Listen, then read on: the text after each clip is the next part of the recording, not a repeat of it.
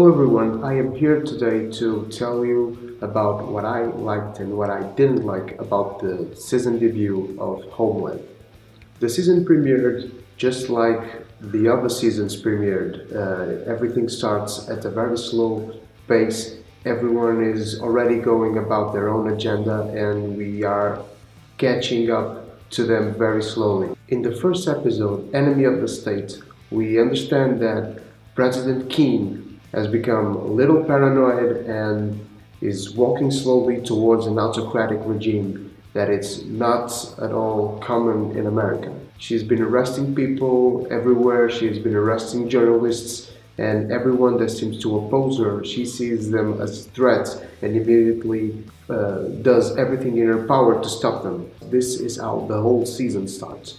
But where do we go from here? I'm going to tell you right away what I really liked and what I didn't like about this first episode. Number one, what I really did like. Well, I really like where the players of this game start. Carrie seems to be at a total disadvantage. She fails ridiculously to do that meeting between Senator Paley and that other asset of her, and she seems to be absolutely lost, and this time she doesn't even seem to have the support of her sister Maggie.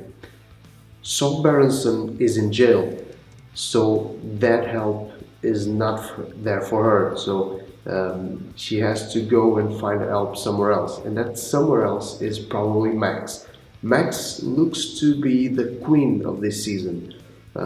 What Peter Quinn did for her last season, Max is stepping up probably to do that this season. Number two, what I really liked in this first episode is how the arc of President Keane has turned out to be.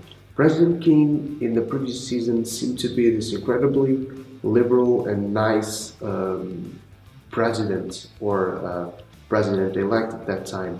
And she seemed to be the answer to all the problems that America is facing and the characters in Homeland are facing. Towards the end of last season, we saw that there were some events that complicated that situation and they really touched her inside. And now President Keane is this totally different person, completely obsessed with revenge, and she really is out to get everyone that she thinks is a threat, even though they might not actually be a threat. And we see this in the first moments of the episode when she asks for the death penalty to that sergeant that led the homicide attempt on her in the last episode of season 6. Number 3, where I really loved about this episode was the ending.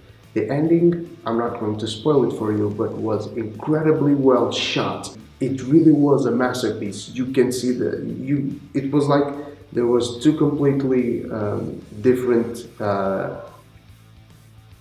stories in that episode. The one told with the regular language that you actually see on TV, and the last one that was shot with great class, and it really is a masterpiece. I'm going to actually take that moments out of the episode and show them in class to my students, to show them how with very little dialogue they can give you a whole lot of information, and you don't need to tell people what's going on, and you just can show them little details, and everything in their heads, every cog starts turning and everything makes sense. So those are the things that I really liked on that episode.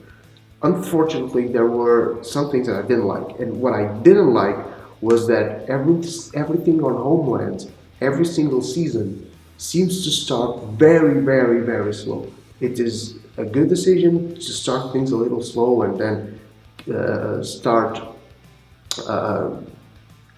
moving a little faster towards the end of the season, but Homeland seems to do this every single time, and it starts to become a little easy to predict how things will turn out, because in the first six or seven episodes, everything just goes sour and shit hits the fan and it seems like there is no hope, and then things always turn out to be okay.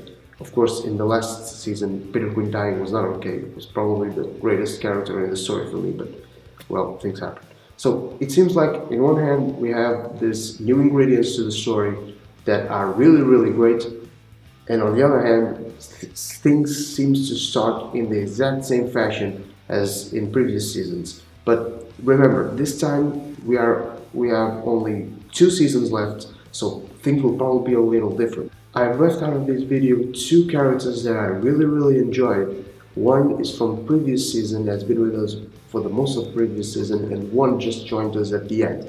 I'm talking about that Alex Jones type character called O'Keefe, and I am talking about Wellington. I mean, Wellington is also, we're also seeing some changes on that character, and I really am anxious to see how that turns out. So, tell me what you thought about the episode, tell me about your expectations for season 7, and I see you next time.